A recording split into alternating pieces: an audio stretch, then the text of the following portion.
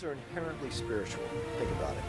When you're playing a game, and it's not too hard, and it's not too easy, and you're in that flow state, you aren't thinking about the future. You're not worried about what's going to happen tomorrow. You're not angry about what happened yesterday or guilty about the mistakes. You know, you're in the now, and that is spirituality.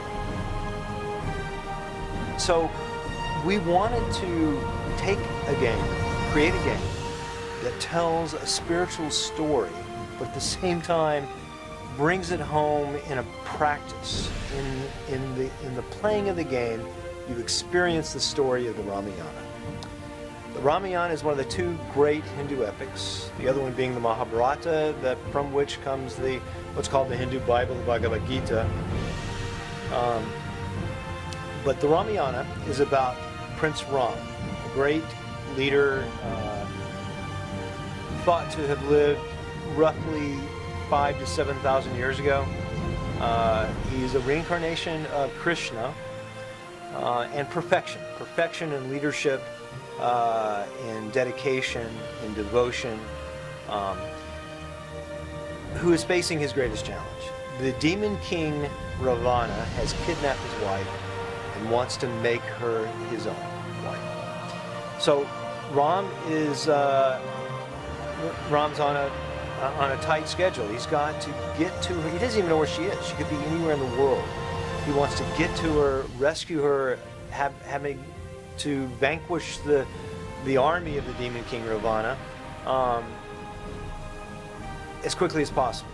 There's not much time. So he gives Hanuman the task of finding her and delivering his ring to her so she knows that he is on his way. So she's not feeling defeated, that she knows there's hope. So Hanuman's, he's confused, he's worried, he doesn't know how he's going to find her, he doesn't know how he's going to get to her. He knows she's far away, he doesn't know where. What he doesn't know also is that he is actually the son of the wind god and is able to fly. He's forgotten this because of a curse. He's forgotten his superhuman powers.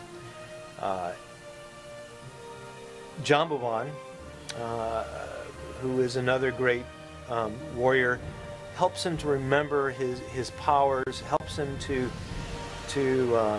feel confident again in what he's capable of doing. And so he's on the beach in southern India. He starts running up the beach toward Lanka, feeling this power flowing through him more and more, reaches supersonic speed, creates a sonic boom, and leaps to the island of Lanka. Of course, he still has to fight through a demon army. Several major characters, Sarasa, who is a demon with snake arms, Simhika, a demon with sort of like a huge octopus 200 feet tall, fight a demon army, then vanquish Lankini, who's a demigod on the island of Lanka before he can actually find Sita. So how we bring the player to experience this is, first of all, by use of the accelerometer on the Android and iPhone platforms, so that when Hanuman's flying, you can actually steer it like you might a plane. Bloody battle.